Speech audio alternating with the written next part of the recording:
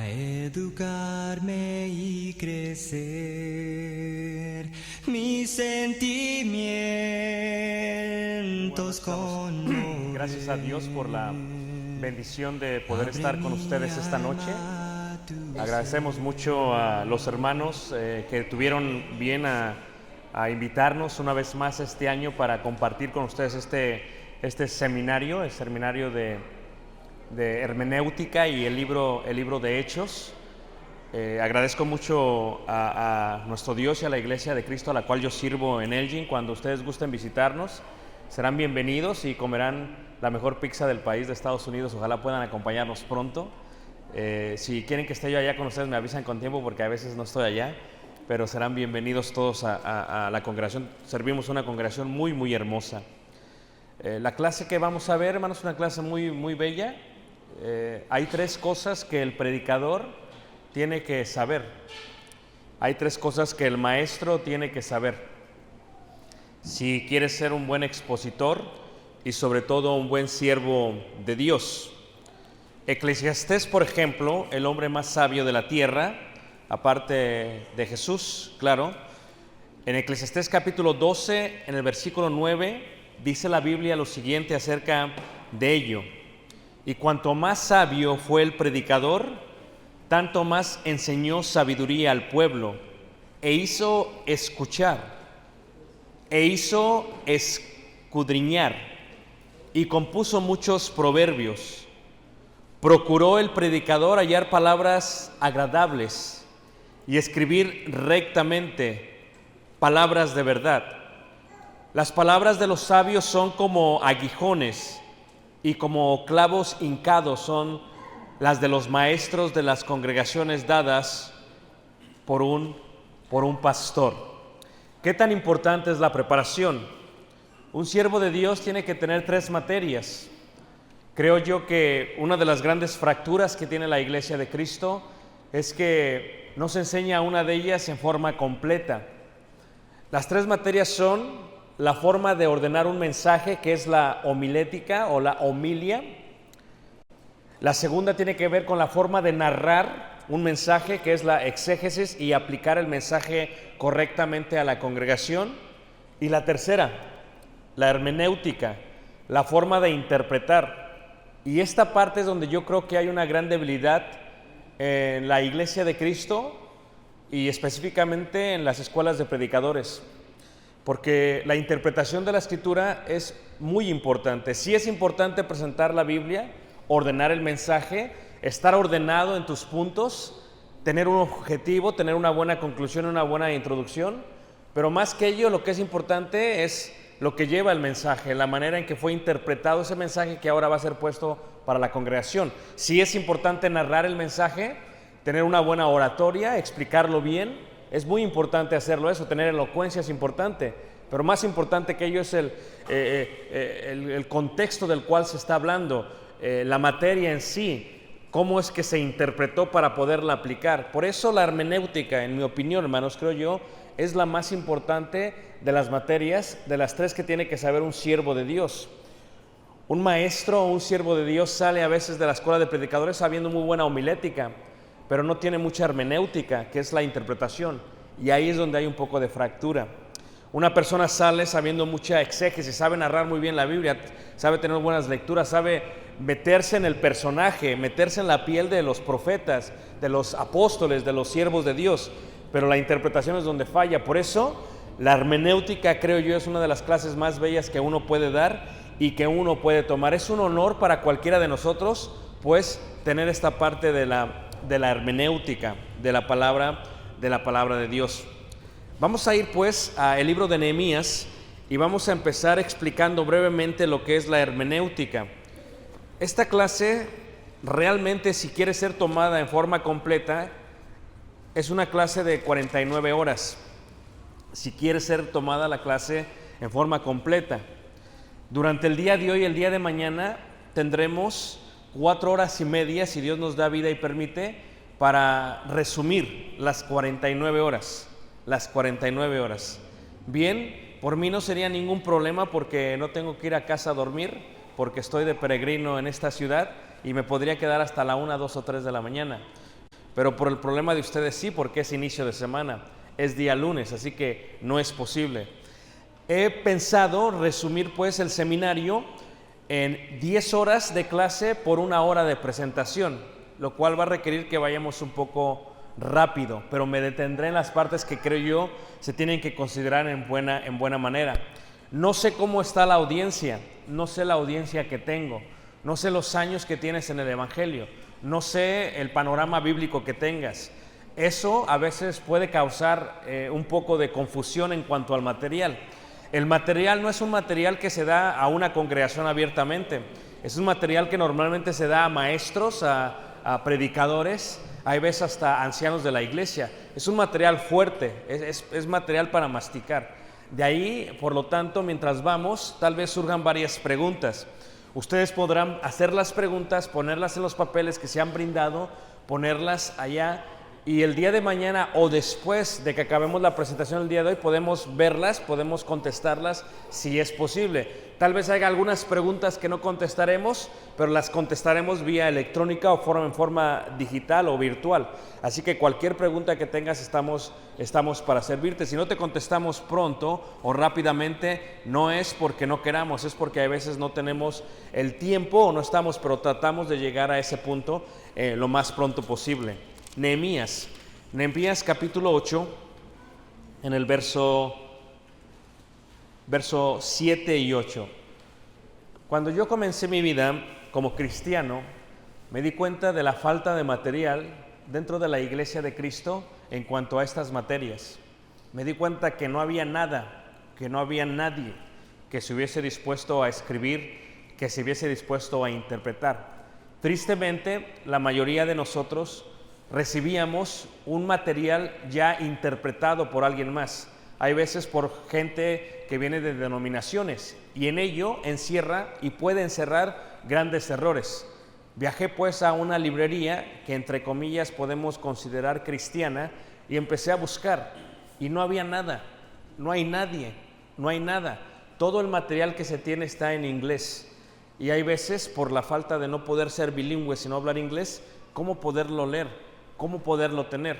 Hay veces el material no es propio y cuando se enseña tiene un defecto en sí mismo porque a veces no se ha comprendido totalmente. ¿Qué es la hermenéutica? ¿Qué es la hermenia? Levante la mano primero si alguien ha escuchado la palabra hermenéutica. Levante la mano. Ok, muchos. Okay. ¿Qué significa la palabra hermenéutica? Primero, en el libro que recibieron, se darán cuenta que la palabra hermenéutica es una palabra griega que tiene orígenes en la mitología griega. Si tú vieses por un momento mitología griega, que la vamos a ver en el libro de Hechos, miraremos parte de lo que son los viajes del apóstol Pablo, si Dios permite, miércoles, jueves y viernes. Si miras mitología griega, te darás cuenta que hay un personaje que era hijo dentro de la mitología griega de Zeus, o sea, el padre de los dioses griegos, y este se llamaba Hermes, Si quisiéramos verlo en figura o en forma clara, lo cual lo estaremos viendo, este es Zeus en la mitología griega, ¿ok? Y él tuvo en la mitología griega, lo cual no es una verdad, es mitología, es una fábula, tuvo un hijo que se llamó Hermes, al cual se le llamó Mercurio. Hermes, pues, es en griego, Mercurio es en romano, en cultura romana. Hermes, se consideraba pues a Hermes como el heraldo de los dioses. A él se le atribuía la invención de los medios más elementales de la comunicación y en particular del lenguaje y de la escritura. La palabra Herminia viene de la palabra Hermes, Herminia, que significa literalmente explicación, traducción e interpretación. Herminia significa traducción, interpretación y explicación. Y se puede considerar como la ciencia de la interpretación, la ciencia de interpretar. Pues el trabajo de uno es el siguiente: Dios es quien ha dado su palabra, el pueblo o el mundo es quien la va a recibir. Quien hace la hermenia se encuentra entre Dios y su pueblo. Si quien hace la hermenia, la cual significa interpretación, la hace mal, el mensaje que el pueblo recibe, todo el mensaje está ¿qué? Está mal. ¿Me entienden lo que estoy diciendo, hermanos? Entonces, quien hace la hermenia es de suma importancia. Cada día que pasa, cada semana que pasa, cada mes y cada año que pasa. Gracias, hermano. Realmente yo le tengo un respeto más grande a la palabra de Dios, porque te das cuenta que lo que interpretas es practicado por la gente que te escucha, y te das cuenta que tu interpretación puede literalmente mandarlos al infierno. Por lo tanto, cada día que pasa le tengo más respeto a la palabra y a la preparación de la palabra. Pues el intérprete debe de considerar lo siguiente: por una hora de preparación y presentación, debe de prepararse mínimo 8 horas en interpretación. Así que si yo voy a presentar un seminario de 4 horas, multiplico 4 por 8, que son ¿cuánto? 32, y esa fue mi preparación. Pero el seminario realmente que estamos viendo son 49 horas. Si lo diera completo, sería 49 horas. Y ahí sí nos meteríamos en forma profunda a todo lo que queremos ver. Y si fuese así, 49 horas, multiplicas 49 por 8 y te das cuenta de las horas que se requieren para preparar el material. ¿Pero por qué? Porque el material es importante. El hermenia, o el que hace la hermenéutica, el hermenú, es importante. Tú eres importante. Vas a dar una clase de niños, tú eres importante. Tú te equivocas, un ciego guía a otro ciego. Tú eres el maestro de jóvenes, tú te equivocas, puedes convertir a un joven en 2 veces más hijo del infierno que en hijo de Dios. Tú eres predicador y maestro, tú te equivocas, puedes llevar a una iglesia a la apostasía. Y por lo tanto, el que no tiene la doctrina del Padre, no tiene al Hijo y no tiene al Padre. ¿Puedes darte cuenta de lo que significa entonces esto? Por ello, los que hacemos la interpretación o la explicación o la traducción, necesitamos tiempo para estudiar. Es una negligencia que si nos toca presentar un mensaje el domingo, el sábado en la noche, desvelados estemos estudiando para presentarlo el domingo. Es una negligencia personal, que poco a poco, cuando uno va creciendo, dice: esta no es la manera que uno debe de hacerlo, no es lo que Dios merece, ni lo que la iglesia merece, y no es lo que te puede llevar a lo que tú quieres que Dios te lleve. Por lo tanto, la hermenia significa, una vez más, explicar, traducir e interpretar. ¿Qué significa la hermenia, hermanos? Explicar. Nehemías capítulo 8, versículo 7 y versículo 8.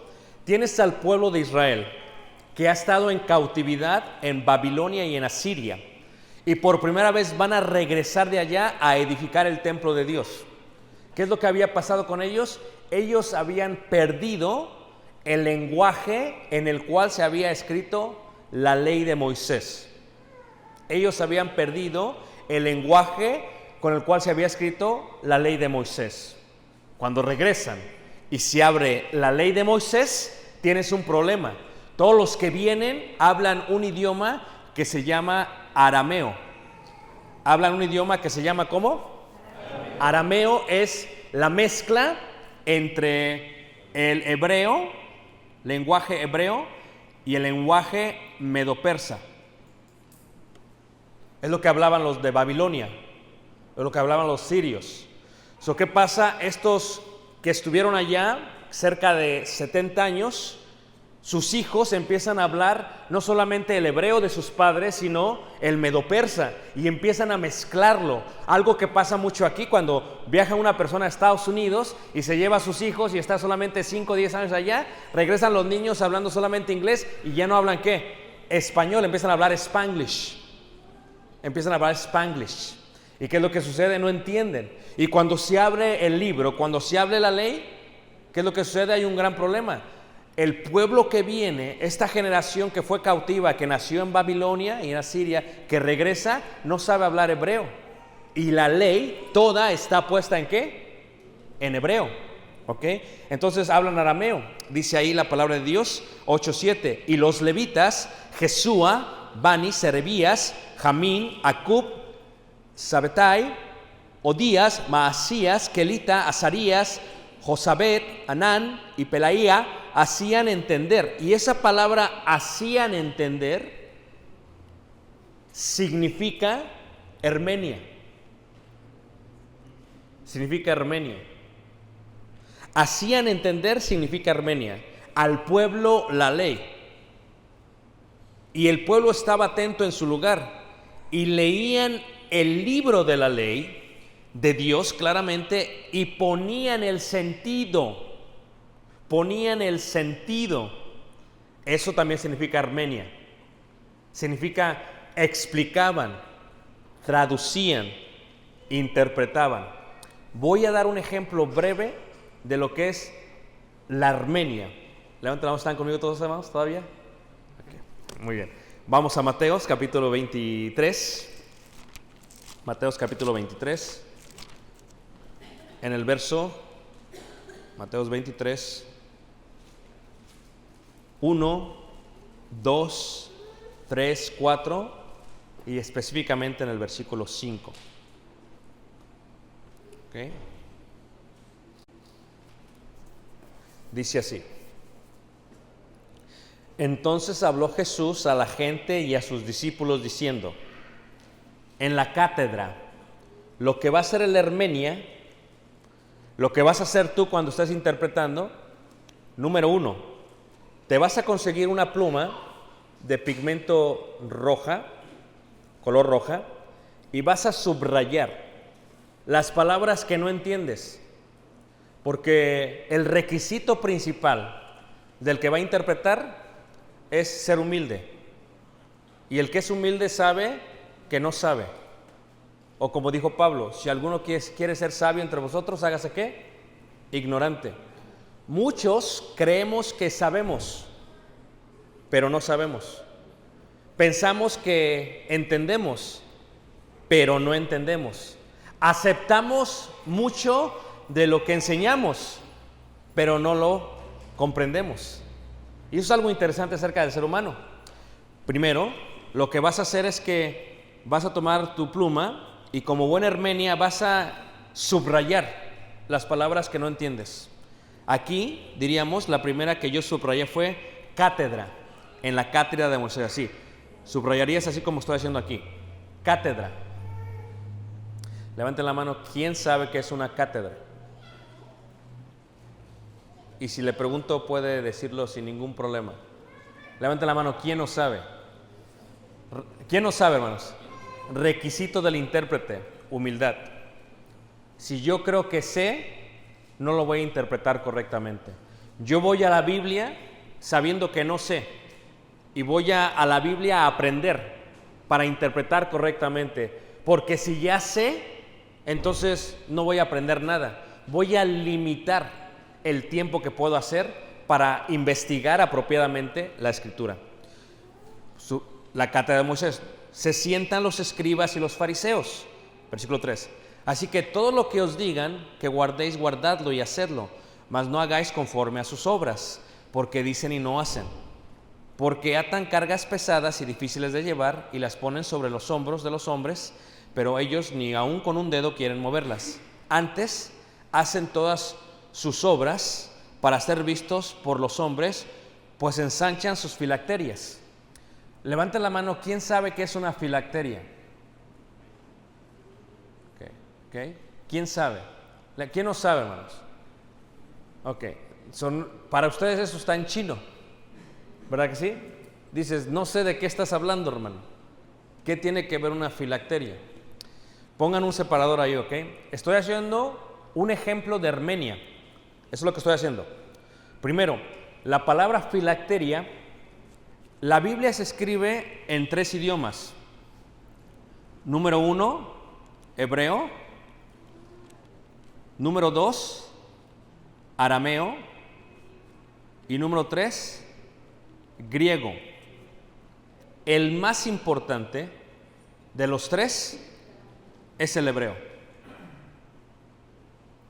Es el más importante. Porque todo el Nuevo Testamento tiene su base ¿en dónde? En el Antiguo Testamento. Todo el Antiguo Testamento en su mayoría está escrito en hebreo. Algunas partes del Antiguo en arameo y en griego. El Evangelio de Mateo se escribe en hebreo y los demás se escribe en griego y algunas partes en arameo. ¿Por qué? Porque el arameo ya dijimos que es una mezcla entre ¿qué 2 idiomas, hermanos? Hebreo y medo-persa. Ahora, el judío sale de la sinagoga y habla arameo. El judío entra a la sinagoga y habla hebreo. El judío lee la lee en hebreo. El judío está hablando con la gente, está hablando arameo. El hebreo es el lenguaje divino, el lenguaje conectado con la palabra.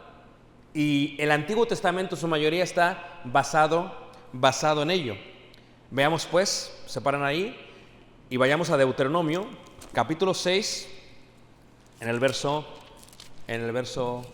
4. Deuteronomio 6, verso 4. Filacterias.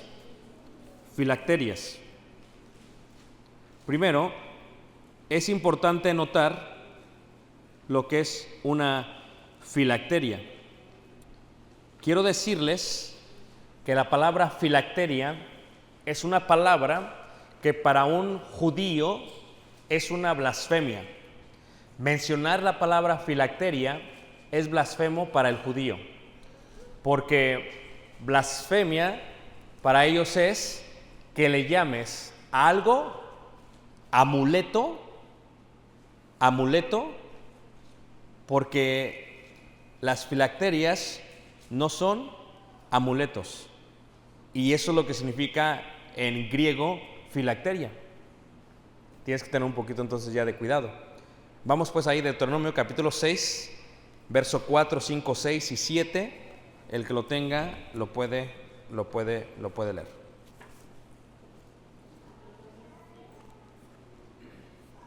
Oye Israel, Jehová nuestro Dios, Jehová uno es, y amarás a Jehová tu Dios de todo tu corazón y de toda tu alma y con todas tus fuerzas. Y estas palabras que yo te mando hoy estarán sobre tu corazón, y las repetirás a tus hijos y hablarás de ellas estando en tu casa y andando por el camino y al acostarte y cuando te levantes. Y dice ahí, y las atarás como una ¿qué? Señal, como una señal. En hebreo, señal es ot. A ver todos juntos, ot. Eso es señal en hebreo. Ot es señal en hebreo. Y ot significa señal.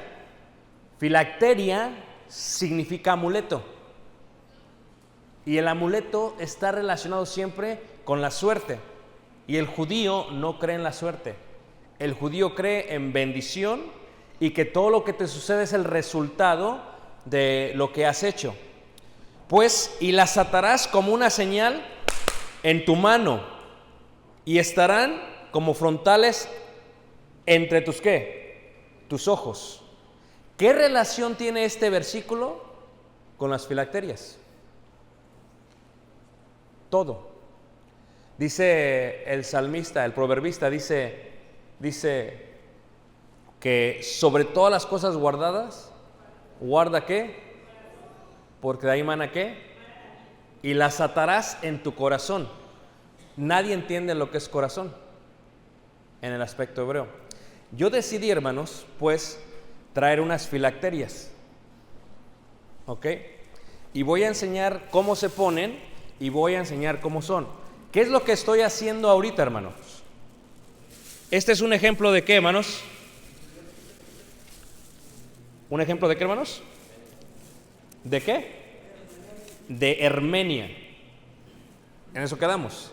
Ustedes no entienden qué es filacteria. No saben qué son. No saben qué quiere decir. No saben qué significa. Yo se los voy a traducir. Yo se los voy a explicar. Yo se los voy a interpretar. Y voy a dar sentido a lo que estamos diciendo. ¿Ok? Primero, filacteria, la palabra es amuleto. Es incorrecto decir filacteria ante un judío. ¿Levanta la mano que me entendió? Se dice ot, ¿ok? Se dice señal, porque ellos literalmente le llaman una ¿qué? Una señal. Esto para ellos pues es una señal y es el mandamiento que está aquí. Y las atarás como una señal en tu mano y estarán como frontales entre tus ojos. El judío en el primer siglo lo que hacía es que se ponía esto en la mañana y lo traía todo el día. Esto es algo muy normal. Lo que tú haces es que el hombre tiene dos partes importantes. Una es la fuerza y otra es la mente o el corazón. La vas a poner por señal en tu mano y como frontales en tus ojos. Aquí adentro, no lo voy a abrir. Primero esta filacteria, ¿verdad? La trajimos de Israel y la trajimos precisamente de Jerusalén. Esta filacteria la hizo un levita. ¿Ok? Esta filacteria está hecha de piel. ¿Pero de qué tipo de piel? De piel de animal puro. ¿Ok? Esta filacteria no es barata porque se hace todo a mano. Dentro, pues, de la filacteria o de esto se encuentran los próximos versículos. Deuteronomio 6, 4 al 9, Éxodo 13, 1 al 10, Éxodo 13, 11 al 16 y Deuteronomio 11, 13 al 21, que se consideran en el judaísmo como los versículos más importantes que debe de aprender un judío. Que debe de aprender un judío. Esto no está en sus notas, ¿ok? Porque estoy haciendo un ejemplo de ¿qué? Hermenia. ¿Todos juntos? Hermenia. Es un ejemplo de Hermenia, ¿ok? Hay dos, pues. Una es la que va en el brazo, otra es la que va en la cabeza. Un judío, pues, en la mañana tiene que quitarse la camisa porque va directamente al brazo. El judío ve en su brazo la fuerza, en su músculo ve la fuerza. El judío la tiene que poner sobre su músculo. Y sobre el brazo, menos fuerte. En el caso mío, como soy derecho, lo voy a poner sobre este. Pones, mientras estás recitando de memoria los versículos en hebreo, pones la primera y la colocas en el músculo, fuerte ahí. ¿Quieres ver un ejemplo de esto? Fíjate lo que dice Salmos, capítulo 137, en el verso 5. Y estoy haciendo un ejemplo de Hermenia, ¿okay? Porque les dije filacterias y nadie sabía qué era. Al hacer esto, nunca se les va a olvidar. Estoy dando sentido a lo que dice la Biblia. ¿Ok? Muy bien, dice Salmo 137, versículo 5, dice así: si me olvidare de ti, oh Jerusalén, pierda mi diestra su destreza. En hebreo dice, pierda la mano que utilizo más su fortaleza. Se coloca pues la filacteria mientras está recitando y se va a poner 7 veces sobre el hombro. 1, 2, 3, 4, 5, 6, 7. ¿Por qué 7 veces? Porque el número 7 significa madurez, significa perfección. En hermenéutica vamos a ver lo que es, primero, numerología, segundo, materiología, tercero, todo esto lo vamos a ver con detalle. 7 primero. Luego se van a abrir estos dedos y se va a abrir este dedo. 1, 2, 3, 4, 5, 6, 7. ¿Ok? Y se amarra. Esta letra, que no se ve bien aquí, en el hebreo, es la letra con la cual se inicia la palabra poderoso, Shaddai. Está como en una Y y se agarra. Y entonces esta es la primera parte que se pone. Después se coloca la parte de la cabeza. Sobre tu mano vas a poner la señal. Sobre tu cabeza, entre tus ojos vas a poner la otra ¿qué? La otra señal. ¿Ok? La colocarías así. La pones en tu frente, la amarras y la pones atrás en una forma de cruz. Y el judío, incluyendo a Jesús, así caminaba todo el día. ¿Ustedes sabían eso, hermanos? Ok. Entonces, Jesús también. ¿Cómo sabemos eso? Porque la Biblia lo dice. ¿Cómo? Porque Jesús nació de la tribu de Judá en el judaísmo. Y Jesús ganó favor para con Dios y para con ¿quién? Con el pueblo. Si Jesús no trae esto, no lo aceptan entre los judíos. Porque esto es el mandamiento principal de la ley de Moisés. Deuteronomio 6:4. Lo vas a atar. Y todos los días lo traían. Y todos los días lo traían. ¿Qué hacían pues los fariseos? En Mateo capítulo 23. Estoy haciendo un ejemplo de Hermenia, ¿ok? Hermenia, muy bien. No se les va a olvidar, hermanos, Mateo 23, versículo 5. ¿Qué hacían pues ellos? ¿Ok? Lo que ellos hacían, hermanos, es que ellos, ¿qué era lo que ellos hacían? Antes bien, todas sus obras, hacen todas sus obras para ser vistos por los hombres, pues ensanchan sus ¿qué? Esto lo ensanchaban, lo hacían más ancho y pensaban que si era más ancho, eran más espirituales. ¿Ok? Y extienden los flecos, y los flecos son unos hilos que están en Levíticos capítulo 10 al 17, color azul y color blanco. Y cuando se ve en la meteorología y se ven los colores, cada color significa algo. Entonces, eso es a lo cual significa, eso es a lo cual se refiere.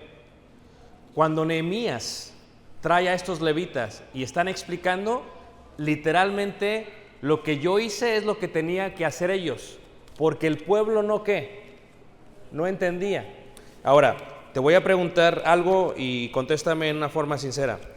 Si tienes más de 30 años en la iglesia de Cristo, dime cuándo habías entendido lo que era una filacteria. Es el problema.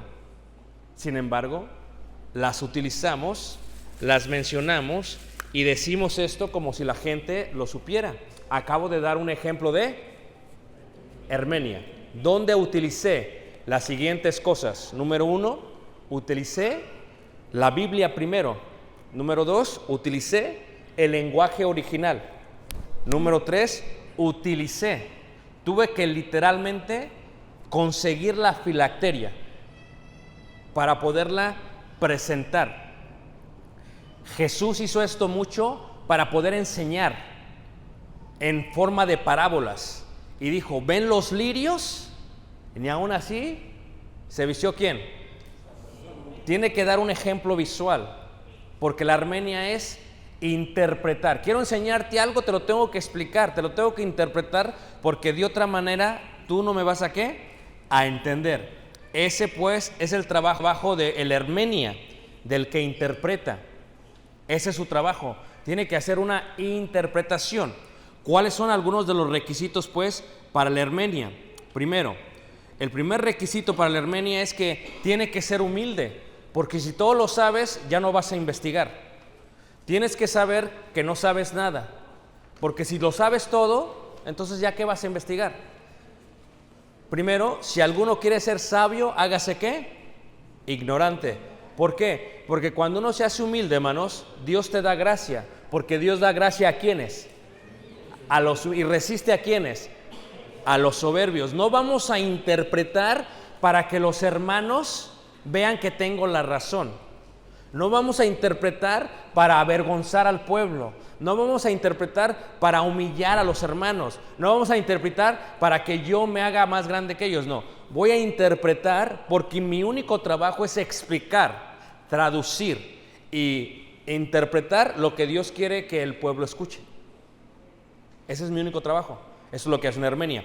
Número 2, el hermenia tiene que ser totalmente objetivo. Totalmente objetivo, o sea, tengo que interpretar de una forma objetiva, no para yo poner a mis pensamientos o a mis convicciones o a mis razones Biblia.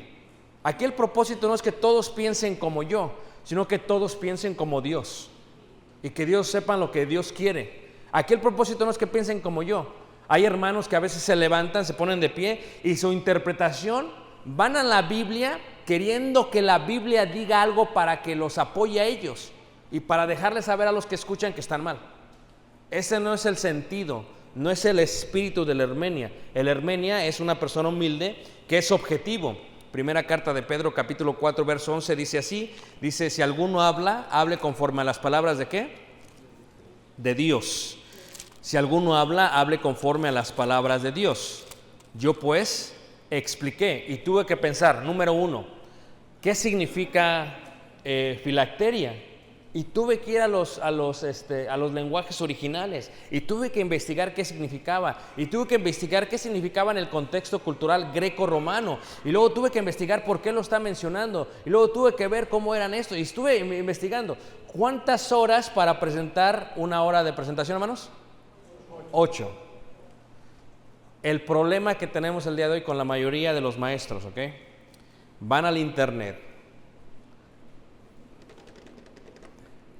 y toda la investigación que ellos tenían que hacer se las hizo alguien más, se las interpretó alguien más. El problema es cuando ese alguien más está errado y tú ni siquiera lo puedes distinguir porque no investigaste nada. Tienes un problema. El problema es que aceptaste una verdad interpretada por alguien más que posiblemente es denominacional y que posiblemente ni siquiera tiene el Espíritu de Dios. ¿Cómo le vas a hacer ahora? Es el problema que tenemos ahora. El problema es que damos un mensaje el domingo, vamos el sábado a la casa porque trabajamos, estamos cansados, estamos leyendo ahí medios dormidos, 2 horas y media y esa interpretación la predicamos. No es lo que Dios se merece. Es una falta de respeto a Dios. Es una falta de respeto al ministerio y a la palabra del Señor y a los hermanos. Porque, o si a ti te operaran en un hospital y el que te va a operar dijera, ¿sabes qué? Le voy a operar, le vamos a cambiar esto, déjalo, investigo rápido, fuera del internet, ¿cómo se cambia un hígado? Ok, se pone esto es lo que voy a hacer. Y agarra y va y dice, ¿cómo? A ver, fíjate cómo es acá. ¿Dejarías que te operaran? Pues nosotros estamos operando cada vez que predicamos y no estamos cambiando corazones ni cambiando hígados. Estamos cambiando el destino de la gente, no en una forma temporal, sino en una forma eterna. Por eso cada día que pasa le tengo más respeto a la palabra de Dios. ¿Ok? Primera carta de Corintios, capítulo 4, verso 6, dice así. Primera carta de Corintios 4, 6, dice así. ¿No había hombres más sabios que Pablo y que Apolos en la iglesia del Señor? O sea, hay varias formas de preparación, varios niveles de preparación. ¿Tú quieres ser el mejor Hermenia que hay? Tienes que prepararte. Tienes que prepararte. Tienes que prepararte. Tienes que prepararte. Tienes que invertirle. Tienes que invertirle y tienes que invertirle. ¿Estamos todos de acuerdo? Tienes que prepararte y tienes que invertirle y tienes que pasar tiempo y tienes que pasar mucho tiempo. Número 1, en oración. Número 2, en petición al Señor, en que te dé la sabiduría que tienes que tener. Ahora fíjate aquí, dice 1 Corintios 4, 6, dice, pero esto, hermanos, lo he presentado como ejemplo en mí, o sea, Pablo, ¿y en quién más, hermanos? En Apolos. No había, hermanos, escúchame, nadie en la iglesia de Cristo tan preparados como Pablo y como Apolos. En cuanto a la preparación del judaísmo, ninguno de los discípulos o de los otros apóstoles tenía el nivel de preparación que Pablo. Por eso Pedro, cuando lee las cartas de Pablo, dice Pedro, muy sinceramente, la verdad que no le entiendo. Y no le entiendo solamente yo, no le entienden los que la leen. Son difíciles de entender. Porque el nivel, hermanos, de Pablo está acá. O sea, ¿por qué se hace un seminario en Tijuana? Porque una conferencia no te da ese nivel de preparación. O sea, tú quieres realmente prepararte, eleva tu conocimiento. Eleva. Y no había gente preparada como Pablo. Pablo era la crema innata de la preparación. ¿Quién era el otro? Apolos. ¿Por qué Apolos? En el tiempo antiguo, el día de hoy, hermanos, si un joven quiere aprender algo, va a la computadora y le pregunta a Google o a Google, le dice, Google, dime qué es filacteria. Y pum, sale todo, los videos y todo lo demás. Bien flojos los jóvenes de hoy. Nosotros teníamos que ir a la biblioteca, ¿te acuerdas tú? Ir a la sección, sacarte el libro, leerte todo el libro para solamente sacar 3 hojas del libro y darlo como presentación. Eso se está perdiendo ya hoy. La gente se está volviendo floja. Los mejores lugares. ¿Tú quieres prepararte mejor en aquellos tiempos? 3 lugares en todo el mundo. Número 1, Alejandría. Número 2, Éfeso. Número 3, Pérgamo. Son los 3 lugares que tienen las bibliotecas más grandes de todo el mundo. Y Apolos era de la primera. Vamos a estar este año, si Dios permite, que viene en Alejandría. Era de Alejandría, el puerto ahí de Alejandría en Egipto. Es lo mejor de lo mejor. Es más, la Biblia tal como la tenemos fue traducida, Hermenia, en Alejandría.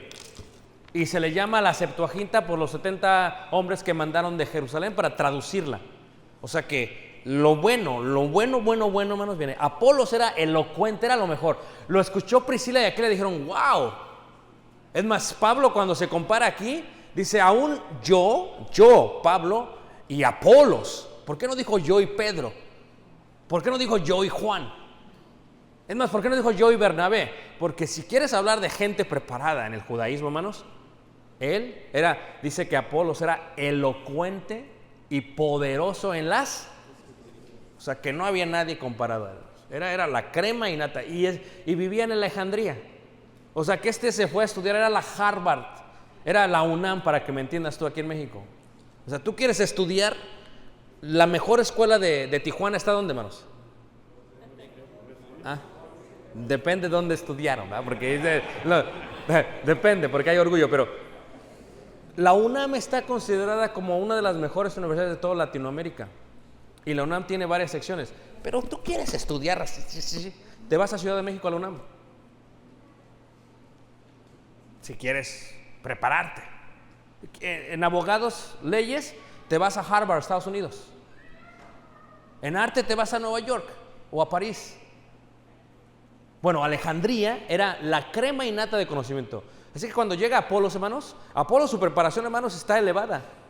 Pablo está elevada porque Pablo estudió con Gamaliel en Jerusalén. Los dos, hermanos, y ellos nos dan el ejemplo de la humildad y dicen: por amor de vosotros, para que nosotros aprendáis a no pensar más de lo que está, ¿qué?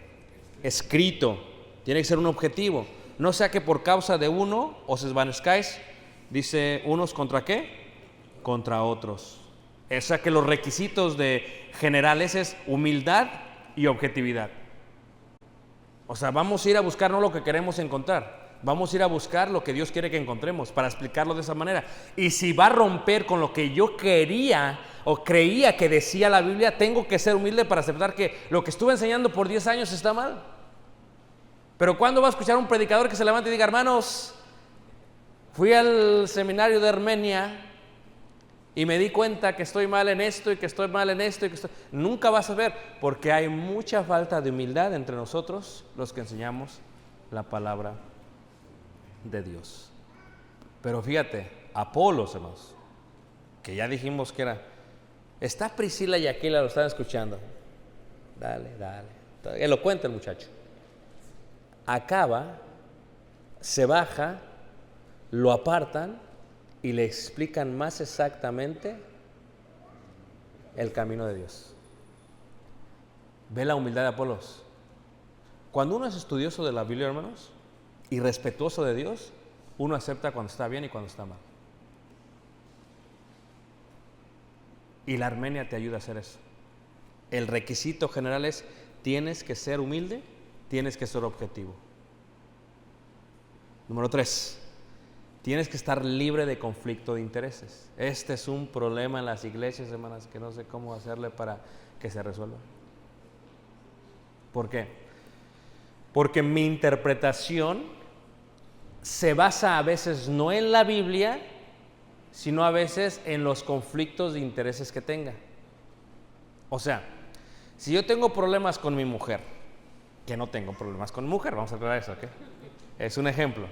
Si yo tengo problemas con mi mujer y ya no la aguanto y me quiero separar de ella y la Biblia me dice que no puedo, pues es que tengo que ver dónde puedo encontrar algo que me ayude para que me pueda separar de ella, porque no la aguanto. No tengo problemas con ella, estoy aclarando eso, ¿ok? Es un ejemplo solamente. Ahí ya hay un conflicto ¿de qué? De intereses. Si yo quiero hacerme rico de la noche a la mañana y yo veo que los hermanos dan de corazón la ofrenda, pero no es suficiente. ¿Cuándo vamos a edificar un edificio así? ¿Cuándo me voy a comprar un Mercedes-Benz así? Porque está mal que un predicador maneje un Mercedes-Benz, hermanos. Un miembro no, dicen ustedes, pero un predicador sí. ¿Amén, hermanos? Todo depende, dicen los hermanos. Entonces, ¿qué hago? Tengo que cambiar mi interpretación para que la gente dé más dinero. Y la voy a cambiar. Y entonces voy a decir que el diezmo es correcto ante Dios. Y no hago una buena interpretación ¿de qué? De la Biblia. Porque tengo un conflicto ¿de qué? Porque quiero mi Mercedes-Benz. Y porque no quiero estar con mi mujer. Entonces, tengo que hacer, fíjate hasta dónde llega el ser humano, hermanos. Tengo que cambiar lo que la Biblia dice. O sea, la Biblia nunca lo vas a cambiar. Lo que vas a cambiar en sí va a ser la armenia, la interpretación. O sea, vas a cambiar la armenia y voy a enseñar de esa manera. Y ya cuando un predicador empieza a enseñar algo, hermanos, váyanse preparando porque ahí viene la cosa.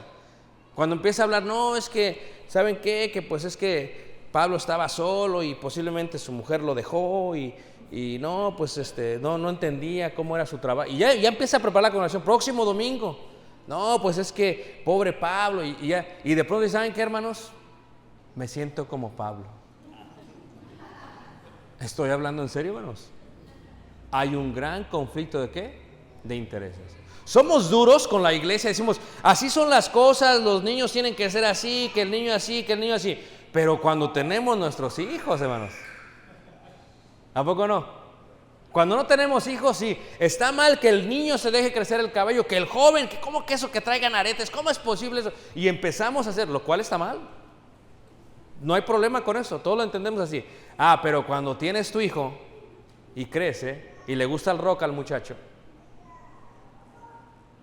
y se deja crecer el cabello, ya no tocas el versículo. Hermanos, hace 15 años enseñé que estaba mal, pero me he dado cuenta que hemos sido muy fariseos. He sido muy fanático, discúlpenme, hermanos. No es que ya tu hijo trae el pelo largo, es que ya trae arete, es que ya trae tatuajes. ¿Y qué has hecho? Por un conflicto de intereses has interpretado incorrectamente la Biblia.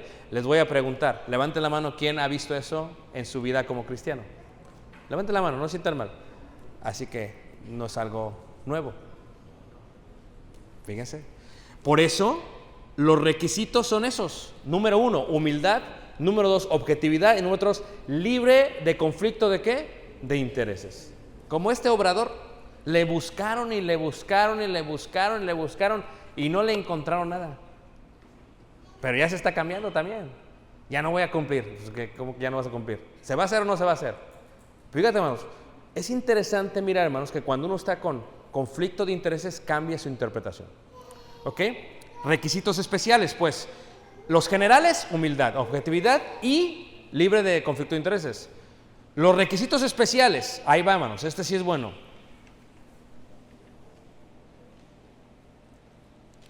Tiene que haber una capacidad espiritual para poder interpretar la palabra de Dios. Primero, la persona tiene que ser bautizada.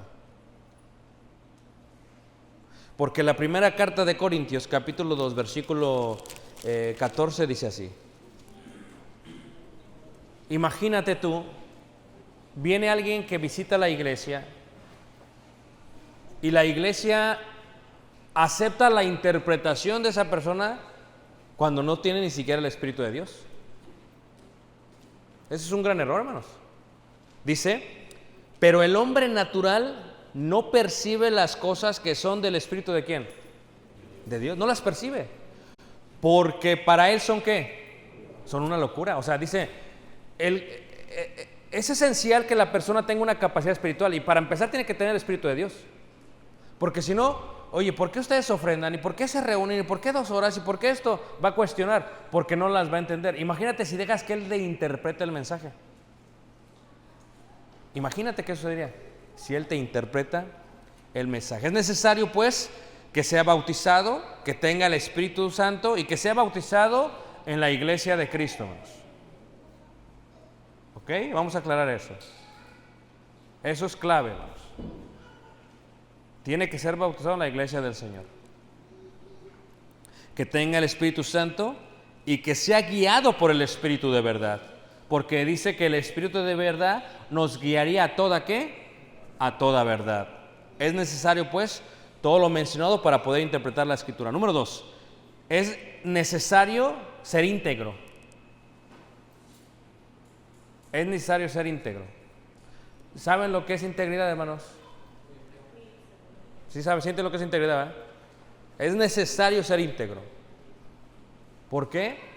Porque si no eres íntegro o si eres deshonesto en lo poco, vas a ser deshonesto ¿qué?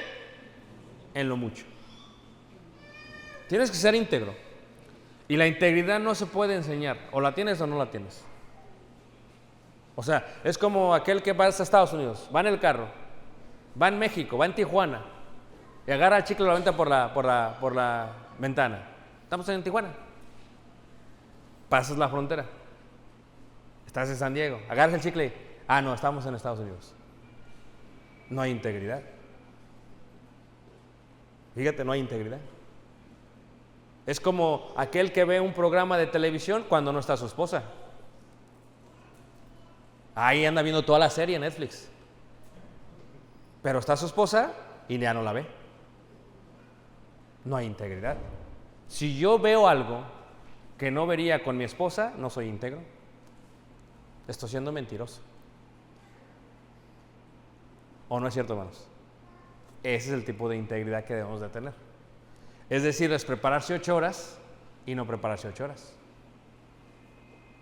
No se requiere solamente en el orden, se requiere en la integridad. La integridad es importante para todos. ¿Recuerdan ustedes en Hechos capítulo 8 lo que le pasó a aquel Simón el mago? Este no era íntegro. Iba detrás de qué, hermanos. O sea que hay hermanos, predicadores, que andamos por fe y otros que andan por feria. ¿Sí me entiendes? Porque yo no he oído este sentido, que está el predicador, lo dejan de sostener y se va de la iglesia. Oye, pues ¿qué pasó? ¿Andabas por fe o por feria? No, ya me dejaron de sostener, ya me voy. Hasta luego. ¿Eso qué es? ¿Qué tipo de integridad es esa? Pues hemos ido por el Señor. Daremos de gracia lo de que de gracia recibimos. A veces habrá y a veces no habrá. Pero vamos a seguir ¿qué? Predicando. Si otros vuelven, ¿yo siempre qué? Yo siempre sigo. Entonces eso es importante. ¿Ustedes conocen a alguien que anda por fe, hermanos? En la iglesia. ¿Y alguien que ha andado por feria, hermanos? A veces le ofrecen un trabajo secular un poquito más y dejan el ministerio. Eso no es andar por fe, hermanos. Andar por feria es otra cosa. Y la integridad es pues importante. Los propósitos de hermenéutica, hermanos, son importantes. ¿Por qué? Porque es un mensaje divino. No es un mensaje de los seres humanos. Es un mensaje que viene de Dios. Y es importante saber que lo que tenemos es algo totalmente importante. Totalmente importante. ¿Okay? ¿Cuál es nuestra realidad? Veamos 2 de Timoteo, capítulo 3, verso 16. 2 de Timoteo 3, verso 16, dice así. Tenemos que aceptar que estamos leyendo no un libro común. No un libro común. Estamos leyendo la palabra de ¿quién? Este libro es diferente. Este libro no es cualquier libro. Este libro no se lleva al baño mientras vas a hacer del baño. ¿Ok? Este libro no se pone en el piso. No, este libro es diferente. ¿Ok? Este libro es distinto. Este libro no lo avientas atrás. Este libro lo cuidas porque es palabra de Dios. Y lo que decían los hijos. Vean ustedes cómo lo hacían los judíos. Así. Y cómo lo ponían los rollos, porque nosotros vimos cuando está escribiendo los versículos que he mencionado, de acá para acá lo escribe, de la derecha, y luego cuando acaba los enrolla, los mete ahí y los guarda y los protege. Este libro es cosa seria. Dijimos que hay que invertir. Tu Biblia, pues, tiene que ser algo caro. Tiene que reflejar el respeto que le tienes a Dios. Si tú eres maestro de la Biblia, Hermenia, mejor. Escuchen, la palabra de Dios es importante. Yo tengo la Biblia en la tableta, pero yo no uso la Biblia de la tableta por el respeto que le tengo a Dios.